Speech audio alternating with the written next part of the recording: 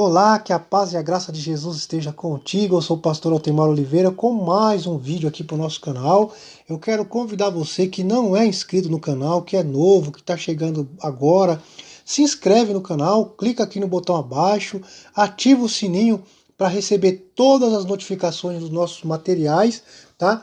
E comenta aqui também, deixa a sua opinião, a sua sugestão de material. Nós estamos fazendo vídeos, conteúdo semanalmente para abençoar a sua vida. E hoje nós vamos falar um pouquinho sobre a Bíblia, né, sobre a canonicidade da Bíblia, a historicidade, sobre a inspiração da palavra de Deus. Nós vamos falar um pouquinho sobre a palavra de Deus, ok? Eu vou tirar aqui o vídeo, a minha imagem aqui, para que você possa acompanhar os nossos slides aí com o nosso material, ok? Então vamos lá em nome de Jesus.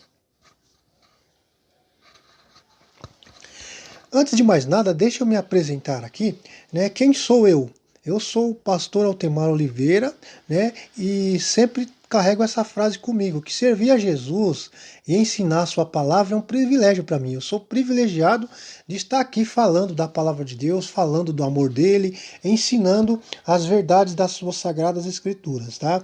Eu sou bacharel em teologia, também sou mestre em ciências da religião, sou diretor e professor da Faculdade de Teologia Sola Scriptura e da Faculdade Teológica Batista Plena Comunhão, cujos links eu vou deixar aqui abaixo na descrição do vídeo.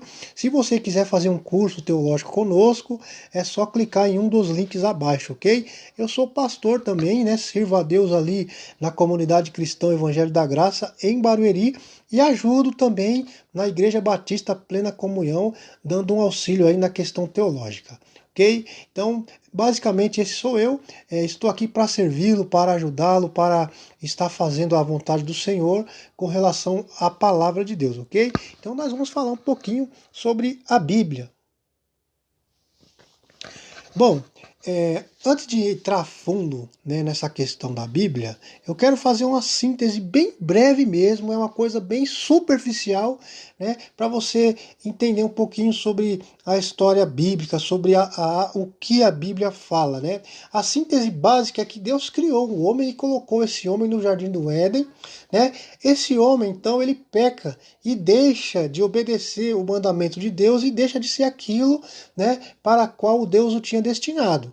É nesse momento, então, que Deus coloca em andamento o plano para a salvação do homem e o faz, né, chamando Abraão para que a partir dele se criasse uma nação, mediante o qual o plano de Deus seria executado, né?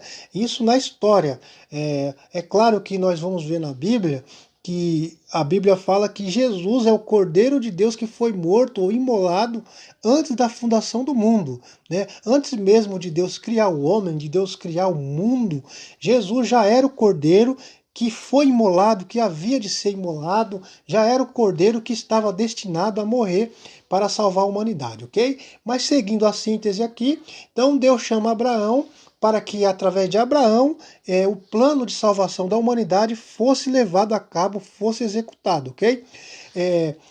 Aí nós vemos que Deus cria essa nação, cria a nação de Israel, Israel se torna uma grande nação, nós vemos Israel sendo escravizado no Egito, depois Israel sendo libertado, Israel sendo tendo uma nação, né? Eu não vou dar pormenores aqui, até que nós chegamos no reino, né, de Israel com os 3 primeiros reis, Saul, Davi e Salomão. Logo após a morte de Salomão, nós vemos que o reino de Israel ele é dividido, né? Israel ao norte com 10 tribos, que depois é levada cativa para a Síria, cerca do ano 721 a.C., e Judá na parte sul, né, com 2 tribos, que são levadas também cativas à Babilônia no ano 600, né, antes de Cristo. E aí nós temos um panorama básico, onde se encerra o Antigo Testamento. E nesse final do Antigo Testamento ficam então cerca de 400 anos, é o que nós chamamos de período interbíblico ou período de silêncio, onde Deus não fala com o povo de Israel. Mas logo depois desses 400 anos, cumpre-se uma promessa, né, que foi predita pelos profetas como Isaías, né, que Jesus, o Messias, apareceria e viria para salvar a humanidade, né? Jesus, o homem mediante qual o homem seria redimido e nascido de novo. E para realizar e consumar a sua obra salvadora, Jesus morre, né, na cruz do Calvário pelo pecado humano, ressuscita, né, ao terceiro dia e ordena então que os seus discípulos saiam pelo mundo contando a história de sua vida e a história da sua redenção, a história da salvação da humanidade. E é nesse interim que, obedecendo essa ordem, né, que é a grande comissão, os discípulos de Jesus partem, né, por toda a parte, por toda a terra, por todo o local civilizado de então, levando as boas novas do Evangelho, levando a mensagem de salvação, né, lançando assim, né, a obra, anunciando a obra da redenção humana. E nós então encerramos o Novo Testamento com os apóstolos, né, indo, os discípulos pregando e anunciando então essa mensagem de redenção humana, né? Teologicamente falando, a Bíblia ela é a revelação de Deus para a humanidade, né? É a revelação de salvação. E etimologicamente falando, na parte etimológica da coisa, a Bíblia é uma coleção de livros pequenos cujo autor é Deus, o Espírito Santo é o seu real intérprete e Jesus Cristo é o seu tema unificador, o seu assunto central. A Bíblia ela é cristocêntrica, ela fala de Cristo, ela anuncia Cristo de Gênesis a Apocalipse, né?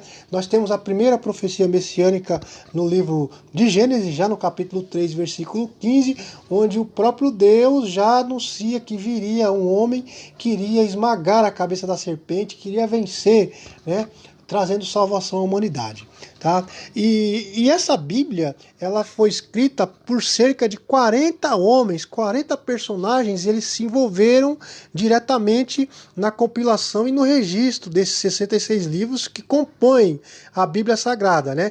Esses escritores viveram nas mais variadas terras distantes, longínquas, né?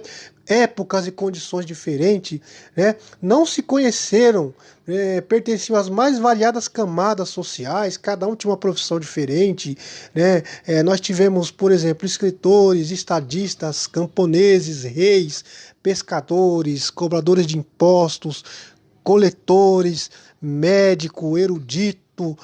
Nós tivemos diversos homens, né, engajados e usados por Deus para escrever a Bíblia Sagrada, para trazer isso que nós temos hoje, a compilação desses 66 livros que são palavra de Deus, né?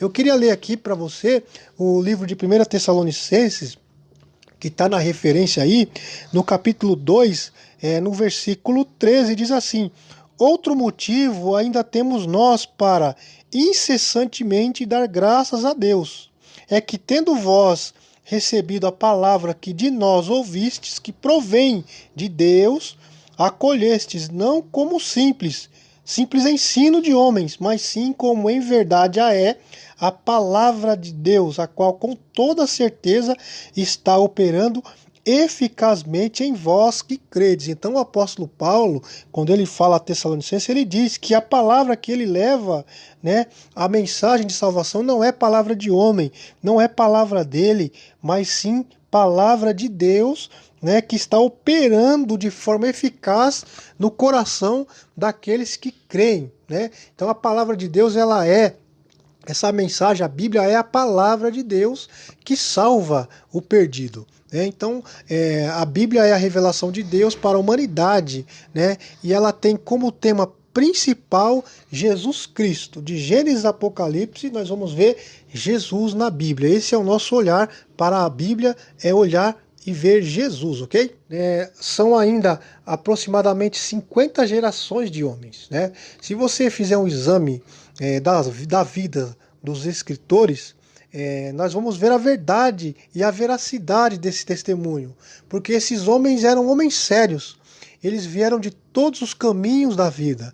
Eram homens de boa reputação, homens de mente brilhante, né? Muitos deles, desses homens que escreveram as escrituras, foram cruelmente perseguidos e foram mortos pelo testemunho que mantiveram acerca de Deus, né?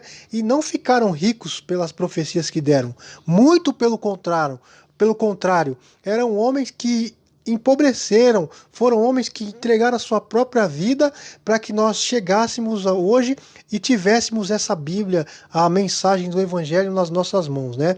Por exemplo, o autor dos 5 primeiros livros da Bíblia, que é o Pentateuco, ele escolheu viver uma vida terrivelmente pesada, né, e de lutas ao serviço de Deus, em oposição a uma vida milionária e regalada que ele poderia ter tido como o filho do faraó. Nós estamos falando de Moisés, que era um príncipe do Egito, né, e ouviu o chamado de Deus e obedeceu de forma sem questionar, foi e obedeceu ao Pai o chamado de Deus, e Deus nos agraciou, né, com o Pentateuco, os 5 primeiros livros da lei, o livro da lei, o livro de Moisés, né? Então, a Bíblia é maravilhosa porque nós temos diversos escritores e cada escritor da Bíblia, ele manifestou o seu próprio jeito de escrever, o seu estilo, a sua característica literária. Nós vemos as idiosincrasias ali de cada autor, de cada escritor, tá? Cada um teve a sua particularidade ao compilar a sua parte da Escritura Sagrada. E a Bíblia, ela possui aproximadamente 10 estilos literários diferentes. Nós temos livros poéticos como Jó, Salmos, Provérbios, né? Nós temos parábolas dentro dos evangelhos sinóticos, nós temos alegorias, como o apóstolo Paulo usa a alegoria no capítulo 4 de Gálatas. Nós temos metáforas das mais diversas em quase todos os livros da Bíblia, comparações, figuras poéticas, sátiras, figuras de linguagem.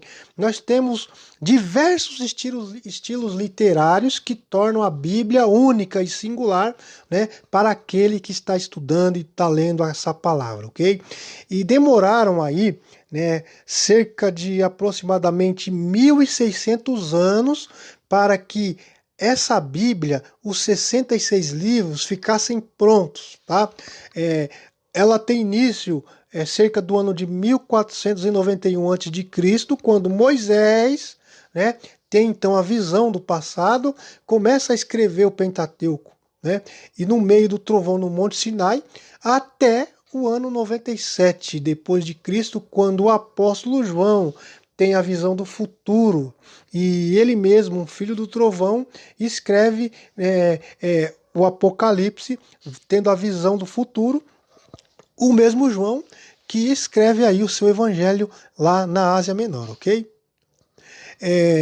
Entretanto, com toda essa gama de informação que eu te trouxe aqui, sobre autores, sobre posição social de cada autor, há na Bíblia somente um plano e um projeto, que de fato mostra a existência de um só autor divino, guiando todos esses escritores, né, através da pena, através da caneta, através do papel, do papiro, né? E então a Bíblia é um só livro, é um livro só.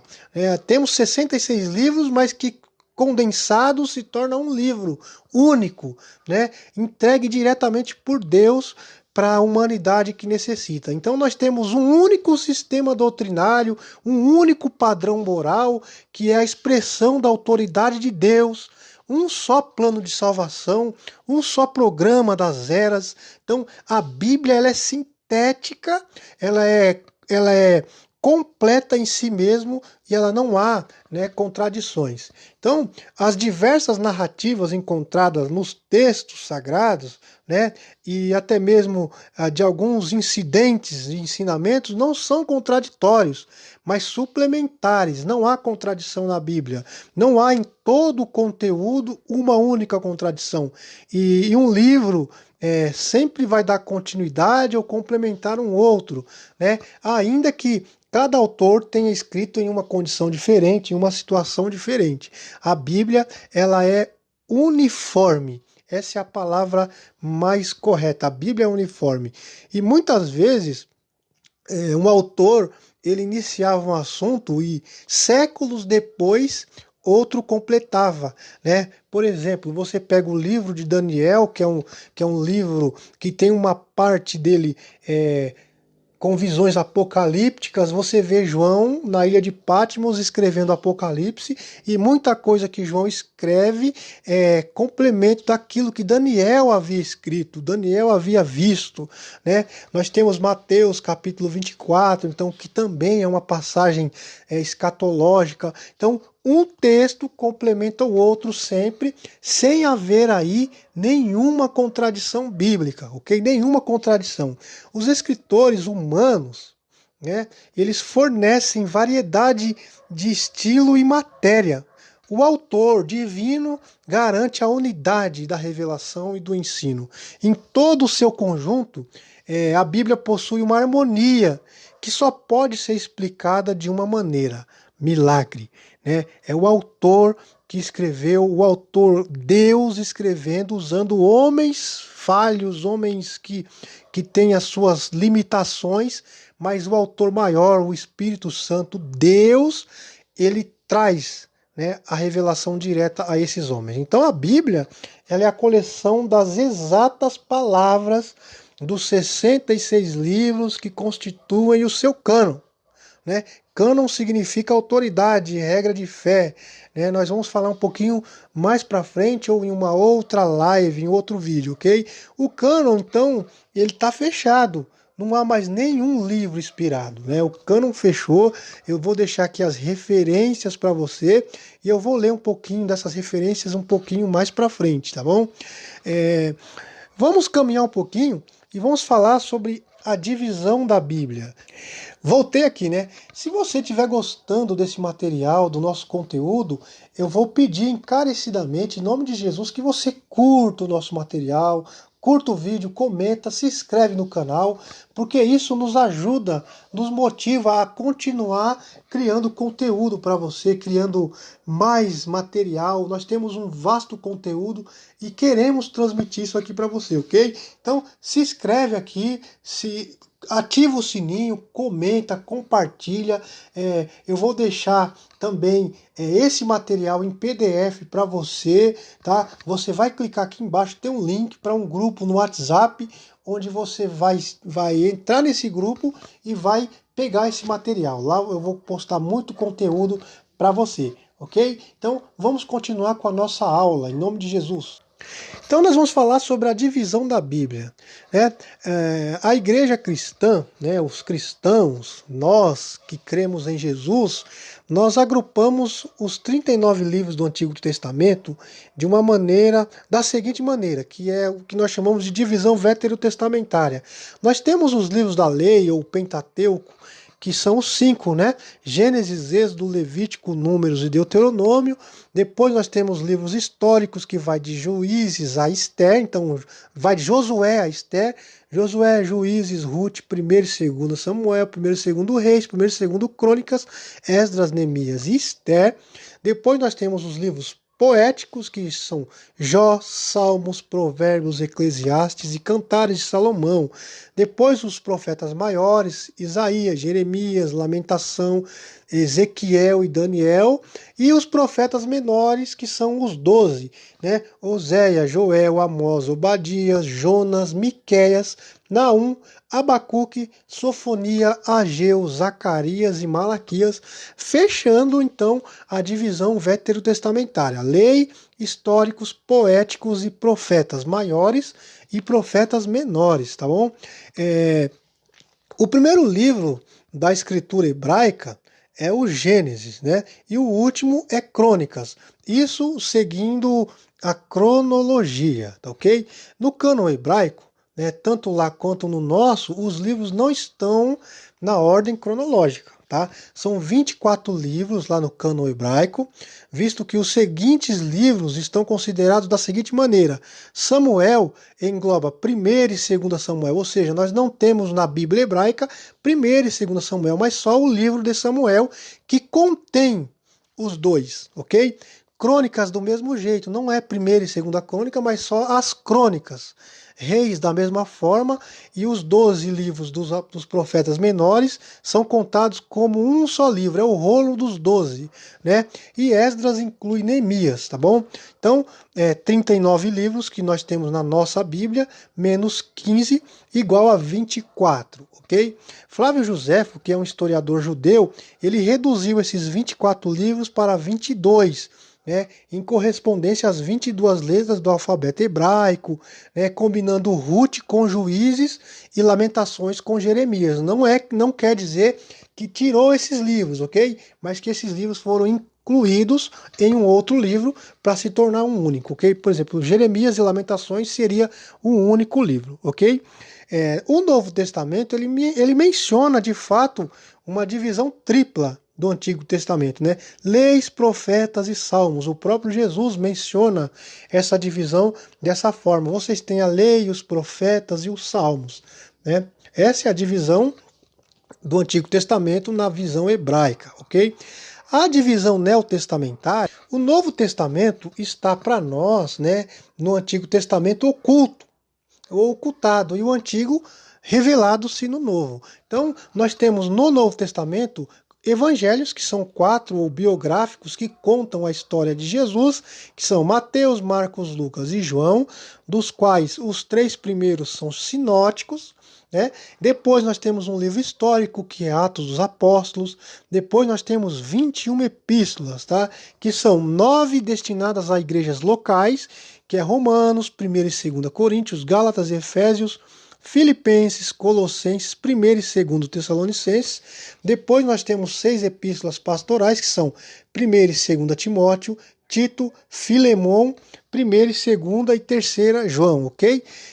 Depois mais 6 epístolas universais, Hebreus, Tiago, 1ª e 2ª Pedro, 1ª João e Judas, né? E por último, o livro profético, o livro de Apocalipse, que é o livro escatológico aí do Novo Testamento, fechando aí o Novo Testamento. A Bíblia, ela pode ser dividida de uma maneira geral, né, numa estrutura geral e também cristocêntrica, ou seja, isso baseia-se nos ensinos do próprio Jesus. Cerca de 5 vezes no Novo Testamento ele ensina isso, né? Por exemplo, Mateus 5,17, eu vou abrir aqui para você ler o Evangelho de Mateus, capítulo 5, versículo 17. Eu estou com a minha Bíblia aberta aqui e eu vou ler para você Mateus, capítulo 5, versículo 17, diz assim: Não penseis que vim destruir a lei ou os profetas. Eu não vim anular, mas para cumprir. Né? Então Jesus disse que as escrituras se cumprem nele, ele veio cumprir as escrituras. Temos outros textos, como Lucas 24, 27, João 5, 39, né? Examinais as escrituras, porque cuidais ter nela a vida eterna, mas são estas escrituras que de mim testificam, Hebreus 10, 7 e outros textos, ok? Sim, Cristo, ele é o centro e o coração da Bíblia, porque o Antigo Testamento descreve uma nação, e o Novo Testamento descreve um homem. Toda a Bíblia se converge para Cristo, como deixa claro o Evangelho de João, capítulo 20, versículo 31, que eu gostaria de ler para você, para a gente entender um pouquinho melhor, ok? Eu vou ler aqui João, capítulo 20.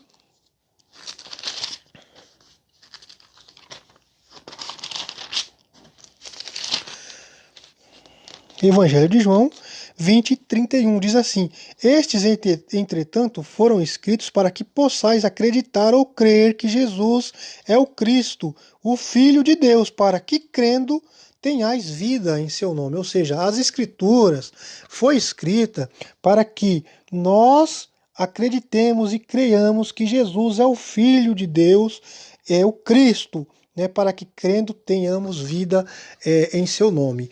Cristo é a nossa palavra viva, que percorre todas as páginas das Sagradas Escrituras. De Gênesis a Apocalipse, a Bíblia fala de Cristo, né? Os crentes anteriores a Jesus, os veterotestamentários, eles olhavam adiante, olhavam para frente com uma grande expectativa, né? Ao passo que os crentes dos nossos dias olham e veem Cristo como a concretização dos planos de Deus. Ele veio, né, e morreu e ressuscitou para nos salvar. Sim, Cristo é nossa palavra viva. Cristo é o tema central da Bíblia. E considerando então que Cristo é o tema central da Bíblia, né, centro sendo lugar de equilíbrio e Jesus sendo o equilíbrio perfeito, né, nós temos então a árvore da vida como um tipo de Cristo que está no centro, né? Se você ler em Gênesis 2:9, a árvore da vida estava no centro, né? Jesus é o centro das Escrituras e é o centro da nossa vida, né? O tabernáculo era um tipo de Cristo que ficava no centro do acampamento. Jesus, quando era criança, era o centro das atenções. Ele está no meio da igreja, conforme Mateus 18:20. Foi crucificado no meio, entre dois, um à direita e outro à esquerda. Jesus aparece, então, no meio dos discípulos. Então, Jesus, ele é o centro, né, da Bíblia, ele é o centro das Escrituras Sagradas. Todas as páginas do Antigo Testamento quanto do Novo convergem em Cristo, ok? O Antigo Testamento, ele diz Jesus virá, né? Então, de uma forma geral, todo o Antigo Testamento trata da preparação para o advento de Cristo, para a vinda de Cristo, né?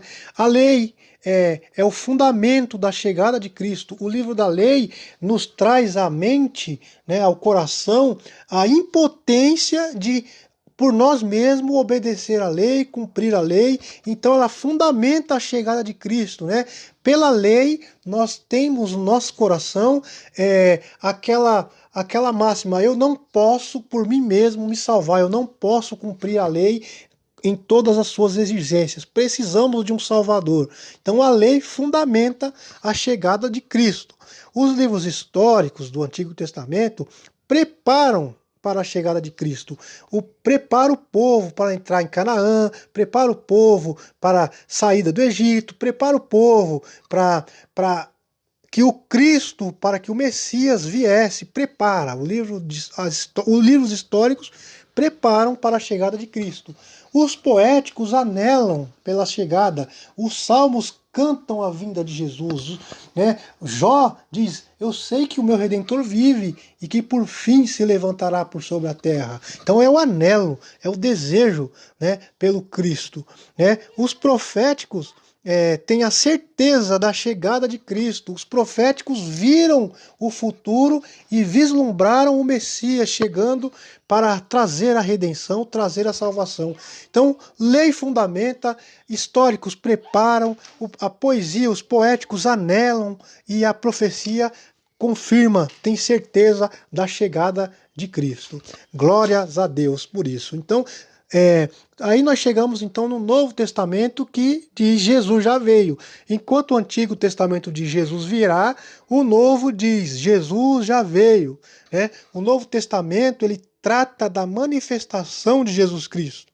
Os evangelhos manifestam Cristo ao mundo como Redentor, né? Os Atos dos Apóstolos propagam o Cristo por meio da igreja, e as epístolas explanam, interpretam e aplicam a Cristo, né? São os detalhes da doutrina cristã, ensinando as minúcias daquilo que o Cristo veio fazer no meio de nós. E por último, Apocalipse, que consuma todas as coisas, é a consumação de todas as coisas em Cristo Jesus. Ou seja, Antigo Testamento ele virá, Novo Testamento ele já veio.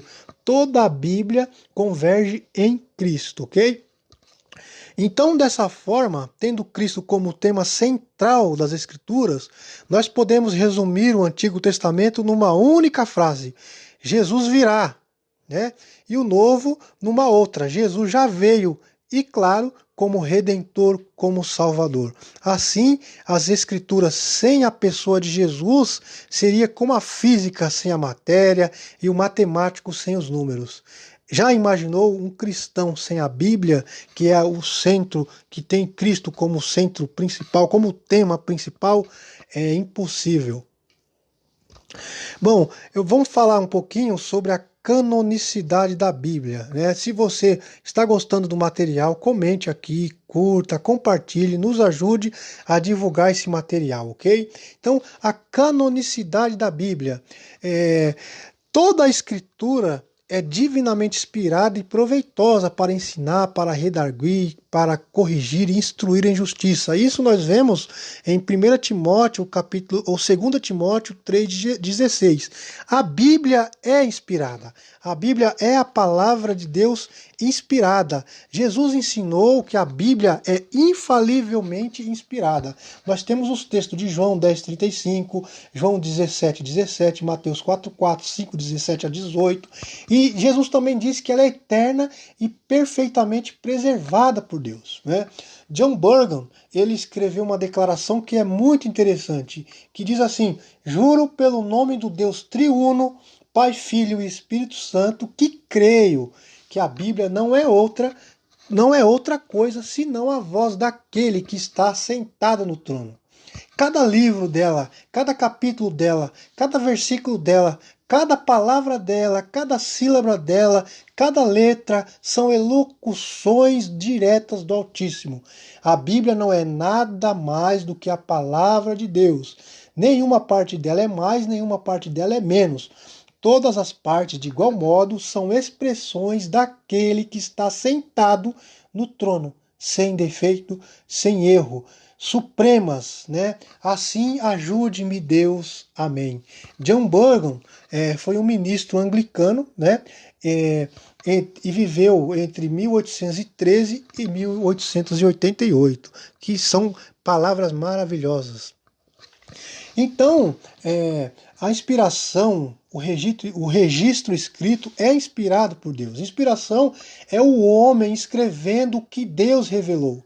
A inspiração é o registro escrito das revelações de Deus, daquilo que ele quis que os escritores registrassem por escrito. A inspiração, portanto, é o processo pelo qual Deus manifesta uma influência sobrenatural sobre certos homens, capacitando esses homens para registrar acurada e infalivelmente o que quer que tenha sido revelado. Então, homens santos de Deus falaram inspirados pelo Espírito Santo, conforme nós vemos em 2 Pedro 1,21. E o resultado desse processo é a palavra de Deus escrita, a escritura da verdade, a palavra da verdade, a palavra inspirada, divinamente inspirada e proveitosa para ensinar, redarguir e corrigir o homem em justiça, né? Então, a pergunta que podemos fazer é como é que ocorreu esse processo, né? A própria Bíblia, ela reivindica para si ser a palavra de Deus. O termo inspiração é o termo teológico tirado da Bíblia que expressa essa verdade de que ela é a palavra de Deus. Talvez a melhor definição de inspiração seja a do Gossen, né? Que diz assim: aquele inexplicável poder que o Espírito Divino estendeu antigamente aos autores das Sagradas Escrituras para que fossem dirigidos, mesmo no emprego das palavras que usaram, e para preservá-los de qualquer engano ou omissão. Né? Então, para a gente entender a inspiração, a gente devemos olhar para dois textos clássicos das Escrituras, que são esses. Né? Toda a Escritura divinamente inspirada é proveitosa para ensinar, para redarguir e para corrigir o homem em justiça, como eu já li em 2 Timóteo 3,15. E a palavra inspirada ou inspiração é theopneutos, cujo significado é theo, Deus, e pneutos, soprar. A palavra hebraica equivalente é venishmat, e é usada somente 3 vezes ali no livro de Jó, né? E o versículo está dizendo que Deus soprou nos escritores da Bíblia que escreveram assim as próprias palavras de Deus. O adjetivo empregado nessa passagem significa insuflado por Deus. Deus insuflou, né, como nós vemos no próprio Gênesis 2:7, quando Deus sopra. Né? Então a palavra inspiração é sopro. Deus soprou as palavras para que o homem escrevesse. Então homens inspirados, né, falaram da parte de Deus. E a palavra escritura vem do grego graphe, que significa escrita, grafia, palavra. E Deus soprou a grafe, as palavras. Né? Podemos dizer então que tudo que foi escrito, as escrituras, foi dada ou entregue pelo sopro de Deus. Portanto, o que Deus soprou foram palavras, e cada palavra é importante para Deus. E aí temos outro texto do apóstolo Pedro que diz: porque a profecia nunca foi produzida por vontade de homem algum, mas homens santos de Deus falaram inspirados pelo Espírito Santo. 2 Pedro 1:21. Literalmente, o que esse versículo está dizendo é que a inspiração é o processo pelo qual o Espírito Santo moveu ou dirigiu os escritores das Sagradas Escrituras para que o que eles escrevessem não fossem palavras deles, mas própria palavra de Deus. Deus nos está dizendo que ele é o autor da Bíblia e não o homem. Deus é o autor. Os escritores da Bíblia são chamados de homens impelidos ou carregados pelo Espírito, né? Conforme 2 Pedro 1:20, Apocalipse 19 e outros textos. Eles foram movidos, tomados, levados a fazer isso. Então, a palavra inspirados no versículo acima que nós lemos é a mesma palavra grega que foi usada em Atos 27:15, quando diz que o barco foi levado. E a palavra é sinarpastentos, que significa foi levado, foi impelido, foi puxado. Né? Então, os homens foram impelidos a produzir as escrituras, impelidos, inspirados pelo Espírito Santo de Deus. Estamos quase chegando no final. Eu queria falar sobre a autoridade suprema das Escrituras, né? A autoridade da Escritura Sagrada, né, razão pela qual deve ser crida e obedecida, não depende do testemunho de qualquer homem ou igreja, mas depende somente de Deus, a mesma verdade, que é o seu autor. Tem, portanto, de ser recebida porque é a palavra de Deus. Isso é a confissão de fé de Westminster que diz, né? E a igreja primitiva recebia a Bíblia como autoridade final. Gossen, citando novamente, diz que, com exceção de Teodoro de Mopsuestia, tem sido impossível encontrar ao longo dos 8 primeiros séculos da história cristã um único doutor da igreja que tenha negado a inspiração plena das Escrituras, a menos que fosse no seio das mais violentas heresias, que tem atormentado a igreja cristã, ou seja, os gnósticos, os maniqueístas e outros mais. A autoridade suprema das Escrituras também é uma doutrina puritano-presbiteriana. A ela, os puritanos tiveram que apelar frequentemente na luta que foram obrigados a travar contra as imposições litúrgicas da igreja anglicana, por exemplo. Então, faz parte integrante da fé cristã, da fé reformada, a convicção de que a igreja nada pode acrescentar à Bíblia. E existem diversos versículos que eu vou deixar para você aí, para a gente não perder tempo aqui com essa live que já está ficando bem grande. E de que todas as suas doutrinas devem ser testadas pela sua fidelidade às Escrituras, que é o que nós conhecemos como sola Scriptura. Tudo tem que passar pelo crivo das Escrituras. Embora, lógico, a gente se valha da erudição de expositores, de teólogos, de professores, nunca devemos aceitar deles ou de quem quer que seja qualquer opinião que esteja em conflito com o sentido claro da própria palavra de Deus. É sempre buscando a Bíblia pela sua própria Bíblia, porque nós cremos que ela, a palavra de Deus, jamais se contradiz. Então, em última análise, nós devemos depender da unção do mesmo Espírito de Deus que inspirou os profetas e os escritores, né, para que possamos compreender essas verdades reveladas nas Escrituras. E, para tanto, nós havemos de permanecer nele, em Cristo, em Deus, no Espírito Santo, a fim de sabermos o que é que ele nos diz através da sua santa palavra. A suficiência da Bíblia. Eu quero chegar já no final aqui, né? Eu vou gravar um outro vídeo mais para frente para a gente falar um pouquinho mais, porque aqui foi só uma pequena pincelada, não dá para falar muito, né? Mas visto que Cristo nos fala agora por meio do seu Espírito, através das Escrituras, conforme Hebreus capítulo 1, versículo 1, e que as revelações da criação e da consciência não são nem perfeitas e nem suficientes à salvação do homem por causa da queda que corrompeu tanto uma quanto a outra, a palavra final, suficiente e autoritativa de Deus para a humanidade caída são as Escrituras Sagradas. A palavra final é a palavra de Deus, as Escrituras. A Bíblia é suficiente. O fato é que, por procederem de Deus, as Escrituras reivindicam para si atributos divinos. São perfeitas, fiéis, retas, puras, né, verdadeiras, justas, santas. Então, a palavra de Deus ela é suficiente para guiar o homem em todo o caminho da verdade, em todo o caminho da justiça, ok? Então, Jesus mesmo, ele atesta a autoridade suprema das Escrituras, pelo modo como ele a faz, né? Ele usa as Escrituras para esclarecer diversas controvérsias usando uma palavra, está escrito, né? Está escrito, as Escrituras não falham, né? Que autoridade teria Paulo, né, para exortar os Gálatas no sentido de rejeitarem qualquer evangelho que fosse além do evangelho que ele lhes havia anunciado, ainda que viesse ser pregado por anjos? Essa é uma pergunta que eu faço. Só tem uma resposta que a gente pode dar. Ele sabia que o evangelho por ele anunciado não era segundo o homem, porque não o havia aprendido de homem algum, mas mediante a revelação de Jesus Cristo. Você pode ver isso em Gálatas, capítulo 1, versículo 8 a 12.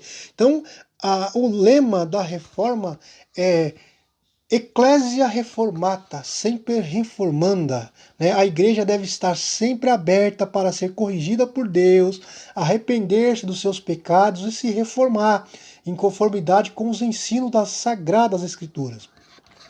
Mas você pode pensar assim, mas muito tempo já se passou desde que a Bíblia foi escrita. O evangelicalismo moderno recebeu diversas influências, principalmente do século passado, né? Um legado teológico, eclesiástico e litúrgico que precisa urgentemente ser submetido ao teste da doutrina da reforma, né, da doutrina da autoridade suprema das Escrituras. É tempo de reconsiderar as implicações dessa doutrina. É tempo de reavaliar a nossa fé, nossas práticas eclesiásticas, as nossas próprias vidas à luz da doutrina da reforma, né? Porque, afinal de contas, admitimos que a igreja reformada deve estar sempre se reformando, não pela conformação constante às últimas novidades, mas pelo retorno e conformação contínuos ao ensino das Escrituras. Nós não buscamos inovações, nós não buscamos modismo, nós buscamos ser aperfeiçoados pela única regra de fé e prática que é as Escrituras Sagradas, que é a palavra de Deus, né? Então, nós precisamos muito, né? A partir do instante em que nós aceitamos a autoridade da Bíblia, nós somos chamados pela força da palavra de Deus a nos submetermos à autoridade dele. E se ele, o Criador, de fato se revelou a nós através da sua palavra, tal revelação tem força de lei para nós, para as suas criaturas. Como soberano do universo, Deus tem o direito de exigir plena obediência às suas ordens e fazer valer a sua autoridade através do justo julgamento dele, né? Deus, sendo onisciente e eterno, faz da sua palavra autoridade para todas as áreas da vida, sejam elas espirituais, morais, intelectuais ou físicas, né? E eu quero deixar João 14, 23, que diz assim: Jesus disse-lhe: se alguém me ama, guardará a minha palavra. O meu Pai amará, e viremos para ele e faremos nele morada. Jesus só faz morada quem guarda a sua palavra. Jesus só faz morada naquele que ama a Ele de todo o coração e o busca conforme a palavra ensina. Então, que essa seja uma reflexão para você. Eu sei que a gente precisa aprofundar muito mais. Eu gostaria de convidar você a se inscrever, porque eu vou falar mais sobre canonicidade, sobre inspiração da Bíblia. Foi só um pequeno panorama básico para que nós possamos começar a pensar em voltar às Escrituras, tá? Que Deus abençoe a sua vida. Se tiver dúvida, pergunta, comente aqui embaixo, porque eu tenho certeza que Deus ele tem algo a nos fazer. É tempo de voltarmos às Escrituras, é tempo de voltarmos à palavra de Deus, e eu tenho certeza que Deus ele tem muito mais a fazer na sua vida. Se você quiser receber esse material, o PDF, entra aqui embaixo, tem um link, né, onde você pode clicar e cair direto no nosso grupo no WhatsApp, onde eu vou deixar disponível esse material e toda semana eu vou colocar um material novo lá para você, ok? Se você quiser aprender teologia, estudar a palavra de Deus, tem os links aqui abaixo, você pode se inscrever em um dos nossos cursos e eu tenho certeza que será uma grande bênção na sua vida, ok? Que Deus abençoe a sua vida e até o próximo vídeo em nome de Jesus.